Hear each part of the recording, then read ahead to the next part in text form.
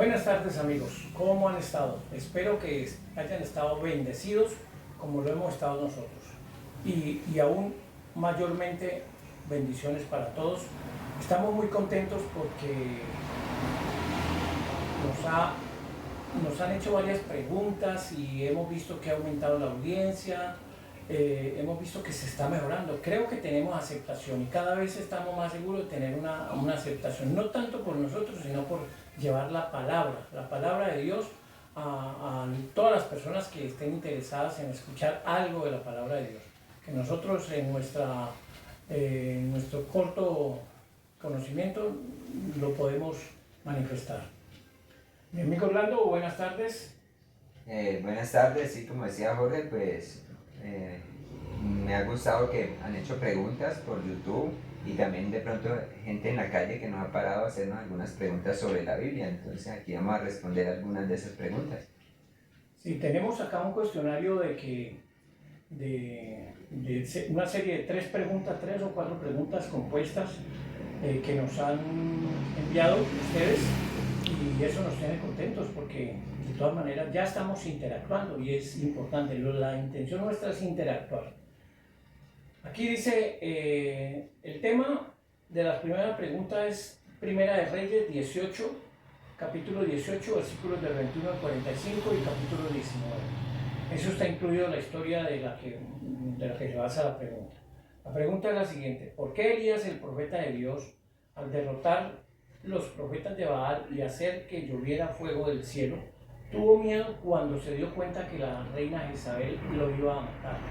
Y tuvo tanto miedo que entró en pánico y se escondió en una cueva. Fue al desierto y se escondió en una cueva. Amigo Orlando.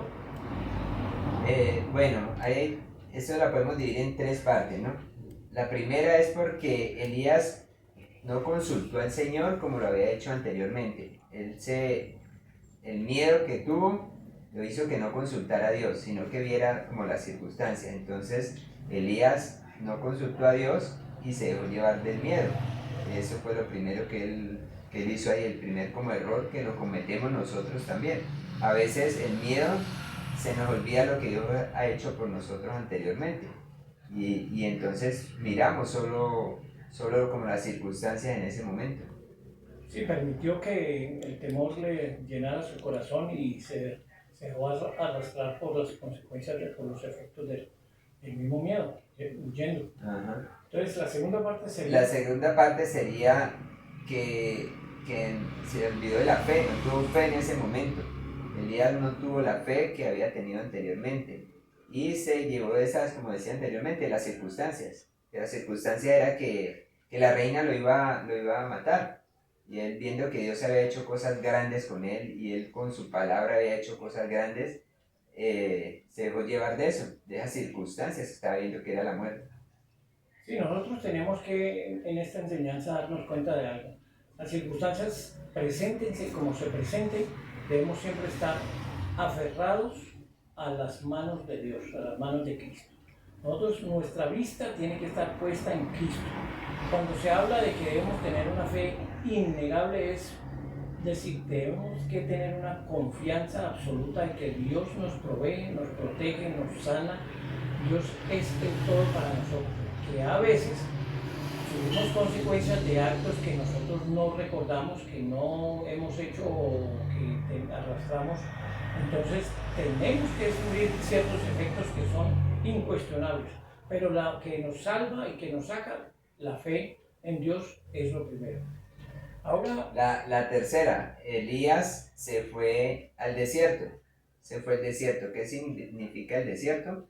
Es el lugar de soledad, donde no está como la voz de Dios, donde estamos alejados de Dios, donde nos llega la depresión, porque Elías durmió, y un símbolo de dormir en esas circunstancias es de depresión.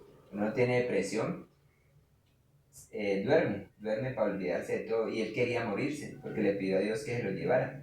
Y esa era un símbolo de la depresión que tenía Elías. sí, la cueva es aislamiento, de todas maneras también. La cueva es un lugar de aislamiento, es una simbología de aislamiento.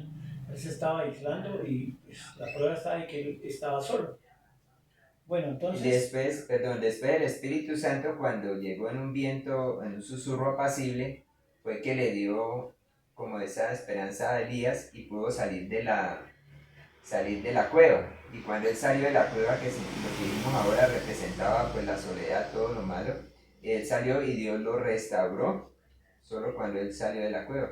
O sea, muchas veces uno está mal y se mete como en esa cueva y las oraciones no son ideales para Dios porque son de quejas, sí, de cosas que no le agradan a Dios. Y solo cuando salimos de allá, Dios nos empieza a escuchar y nos cambia el camino. Sí, algo así como cuando nuestras oraciones son de alabanza, nos escucha con mayor favor que cuando son de queja. Cuando es de queja nos escucha, Él siempre nos escucha, pero de todas maneras no son agradables tanto como la alabanza. La alabanza tiene poder, entonces eso le sucedía a Elías, que Elías bajo con un estado de presión que tenía, un estado depresivo que le estaba acosando. Entonces no escuchaba razones, quería era simplemente seguir con los sentimientos que tenía en ese momento, que era el de morir. Bueno, creo que... Sí, algo? No, por ahí había otra pregunta con Mateo 4. Ah, sí, justamente esa te iba a decir, es acerca del desierto. Estamos hablando justamente de lo que es un desierto. Entonces, pero esta vez es con Jesús. ¿Por qué Jesús fue tentado 3 veces por el maligno y cuáles fueron? ¿Cuáles fueron las 3 tentaciones? Bueno, la primera que le hizo el maligno fue que Jesús después de 40 días y 40 noches de estar en ayuno, pues tenía hambre, como lógico cualquiera tendría hambre. Entonces el maligno que busca nuestra necesidad, ¿qué le buscó a Dios? Que unas piedras las convirtiera en pan. Jesús lo podía hacer, pero él no iba a obedecer al diablo. Entonces, él con palabras le dijo, no solo de pan vivirá el hombre, sino de toda palabra que sale de la boca de Dios. Eso es interesante, mira, porque nosotros tenemos que tener en cuenta que cuando estamos bajo presión, no son solamente las soluciones del mundo las que nos pueden resolver el problema, sino escuchando, estudiando la palabra de Dios, teniendo una fe absoluta en Dios. La palabra nos alimenta para tener nuestra fe, y nuestra fe nos hace que el Señor nos sostenga, entonces nos resuelve una cantidad de cosas. La otra tentación fue que lo llevó a un lugar muy alto y le dijo que se tirara de allá y que Dios mandaría a sus ángeles y lo salvaría. Claro, puede que Dios lo hiciera, pero estaba en ese momento, si Jesús lo hace, estaba obedeciendo al diablo y estaba instigado para que se suicidara, como nos hace muchas veces el maligno. Cuando usted está aburrido, triste, la solución es la suicídese. Nos puede poner esa suicide, que usted va para un mejor lugar y realmente nadie va para un mejor lugar cuando se suicida, va para un lugar peor, porque la Biblia lo dice. Mira cómo es interesante, las tentaciones se basan en las necesidades del hombre. La primera, las necesidades físicas de alimento. La segunda, las necesidades físicas de seguridad y de protección de la vida. Y ahora la tercera, que es la de... La tercera todas cosas. Lo subió también a un monte muy alto y le mostró todos los reinos, y le dijo que le daría todos esos reinos a Jesús. Jesús con palabra le dijo que a tu Dios no tentarás. ¿Y qué quería el maligno ahí? Claro, él es dueño de estos reinos, se los iba a dar a Jesús, porque como decía ahora Jorge, ¿qué puede dar el diablo? Lo que es de él, ¿no? Si los reinos los estaba ofreciendo era porque eran de él. Pero ¿qué nos da el diablo? Él nos da a veces riquezas, nos da poder, pero ¿qué nos sirve eso? Para nada, porque siempre terminamos mal. Sí, como dice la palabra, ¿de qué te sirve si ganas todo el mundo cuando pierdes tu alma? Creo que hay algún pasaje en alguna parte de la Biblia que dice... Sí, claro, ¿qué nos sirve eso? Si podemos ganar aquí en la tierra muchas cosas, pero estamos perdiendo el cielo, no nos sirve de nada. Claro, la necesidad nuestra debe ser siempre por la salvación. ¿Qué es la salvación? El cumplimiento de adorarás al Señor tu Dios y solo a Él servirás, amarás al Señor tu prójimo. Sí, servir, buscar a Dios siempre es nuestra primaria necesidad. Bueno, tenemos ahora otra pregunta. Más que pregunta es como una inquietud. Jacob luchó con un ángel. ¿Dónde dice En esto? Génesis 32. Génesis 32, 24, 32 habla de este pasaje. Cuando Jacob luchó con un ángel hasta el amanecer, todo el anochecer hasta el amanecer. Entonces le pidió la bendición. ¿Cómo es eso, Orlando? Sí, lo que pasa es que dice, en el mismo pasaje dice que Jacob luchó con un ángel y que luchó con el mismo Dios. Entonces la gente preguntaba, bueno, ¿cómo así que luchó con Dios y Dios perdió? Dios nunca pierde. Realmente él fue con un ángel, luchó con un ángel para que, para que le diera bendición. Pero como el ángel venía de parte de Dios y antiguamente usted iba de parte de un rey, y usted estaba representando a ese rey. Entonces, por eso dice la palabra que luchó con el mismo Dios, pero no era Dios, sino que era el ángel representante de Dios en ese momento. Y él luchó fue por una bendición. Es como un embajador hoy en día. Un embajador representa al presidente, a ese país que él donde va le hacen honores como que fuera el presidente en esa ciudad. Entonces eso era el ángel, un embajador de Dios. Sí, entonces mira que, claro, acá en otra parte dice, realmente, pregunta nuevamente, ¿realmente Jacob luchó con Dios? No. Es que la lucha no correspondía a una lucha de confrontación de vencer o morir, sino como del ruego, de la súplica por una bendición. Jacob estaba luchando era por su bendición.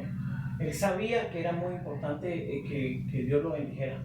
Sí, es como nosotros lo podemos hacer, ¿no? Es en oración. Yo puedo luchar en oración para conseguir algo que es para mi bienestar, que está conforme a la voluntad de Dios. Entonces yo puedo orar hasta que Dios me responde a esa necesidad. Claro. Eso fue lo que hizo Jacob. Jacob necesitaba ser bendecido. Sí.